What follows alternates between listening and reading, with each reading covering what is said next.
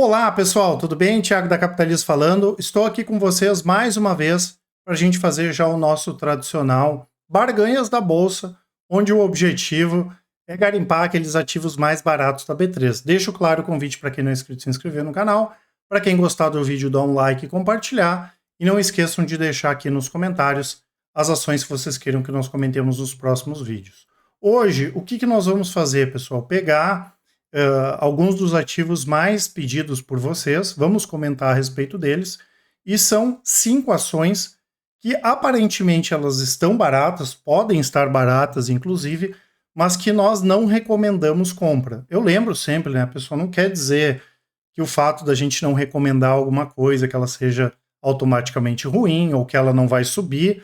A gente pode dizer que a gente não recomenda a compra de uma ação, ela subir 200%, no outro dia. Isso aí acontece, a gente não tem nada contra quem trabalha nas empresas, nada quem gosta das ações, não é nada pessoal, né? Mas sim, a gente não fica em cima do muro, e é importante até, né, para o investidor que tem essas ações aqui entender os nossos contrapontos, tá? Quero começar aqui com Paranapanema, né, uma das principais baixas aqui da Bolsa no ano.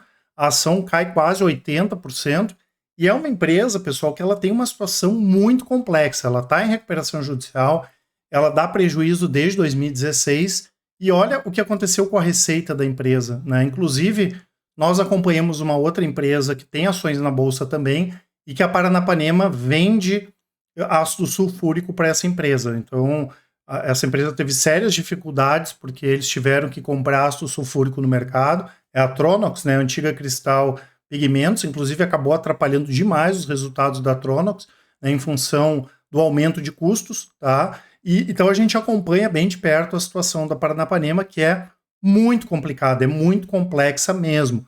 Eu sei que chama atenção, né? Ah, mas o Barsi parece que tem, enfim, pô, mas aí é ruim para ele, né? A gente não vai ter uma ação ou deixar de ter alguma coisa porque um outro investidor gosta ou não gosta, tá? Então a situação da empresa é muito complexa ainda. A gente prefere aguardar, né? Hoje tem opções de ações que caíram bastante também, né? Que são baratas, mas que tem mais previsibilidade do que a Paranapanema. A outra ação, outra empresa que é a Helbor, a empresa tem melhorado, tá, pessoal? Por exemplo, a questão de estoques, né? Mas ela é o que a gente chama de incorporadora pura, né? Ela é uma empresa que, quando ela vai fazer uma obra, ela terceiriza a obra. E a gente já tem muitas restrições em relação à construção civil, ainda mais quando a empresa não tem controle sobre a obra, porque tudo isso é muito importante, o custo da obra é muito importante, né? A gente já comentou algumas vezes que é o principal risco. A empresa pode vender bem, mas se ela não conseguir repassar o custo ou o aumento do custo, né, ou ela não garantir o preço do material depois que ela vendeu o imóvel, quanto mais vende, pior, tá? Então a gente acha que é louvável esse movimento da empresa, principalmente para baixar os estoques, mas é uma empresa que ainda, né, não tem aqui uma sustentabilidade em termos de resultado, apesar de dar lucro, né, já aí desde 2020, tá? E além disso, tem hoje outras construtoras que são mais focadas, como por exemplo do Minha Casa Minha Vida, né, Direcional, Plano, Tenda, que são bem mais interessantes aí do que a Helbor, tá? Outra empresa é a Porto Belo, talvez entre as que a gente vai falar hoje, é a empresa que tem a melhor qualidade, é uma empresa muito boa, e é um segmento que a gente gosta. A gente prefere ter exposição, por exemplo, em Porto Belo, do que as empresas de construção, porque é muita empresa de construção, tem essa questão problemática do custo. Então tem empresa que pode ir bem, empresa que não vai bem, e são muitas empresas. Já essas empresas que vendem, né, para quem faz obra, por exemplo, se beneficiam dos mercados também de reformas, não só da questão de novas construções. E por que a gente deixou lá a Porto Belo nesse momento no sinal amarelo? É porque ela está com sérias dificuldades na operação dela nos Estados Unidos.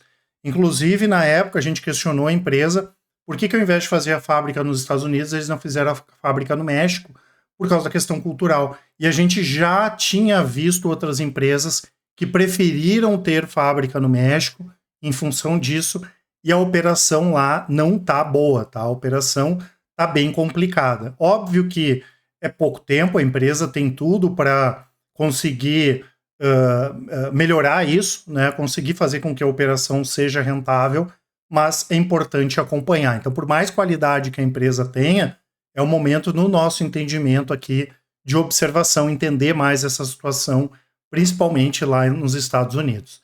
Lembrando, pessoal, que eu quero deixar aqui para vocês, para quem ainda não conhece, o nosso simulador de renda, né? Vocês podem colocar lá a aplicação inicial, valor mensal, prazo, vai ter o quanto vocês teriam de dinheiro levando em consideração as nossas estratégias e o retorno ao mês de dividendos, comparando com o Ibovespa e com o CDI, informações aqui na descrição do vídeo. Temos a Sequoia, né, pessoal, que é uma empresa de muito potencial, é uma empresa focada em logística para e-commerce, que é um negócio que vem crescendo muito, porém, né, pessoal, é aquela questão que às vezes a gente comenta, né, quando a análise, ela já nasce morta, né, como foi o caso aqui da Sequoia. Por quê? Porque o setor, né, pessoal, de logística rodoviária, enfim, ele é muito fragmentado, né? Uma empresa que tem 2 caminhões tem uma empresa de logística, né? Tem uma empresa, tem uma transportadora, então tu tem milhares, 100, 200 mil empresas no mercado, ou muito mais do que isso, e tu tem pouca informação, né? E tem algumas questões que são básicas para a gente avaliar, principalmente quando a empresa é nova e o negócio é novo. Eu tenho que entender se a empresa tem poder de barganha, com os clientes, com os fornecedores, né? Quem são... A gestão da empresa é boa, inclusive com várias pessoas vindo de outras empresas, né? E construíram a carreira em relação a essa questão de logística, de transporte.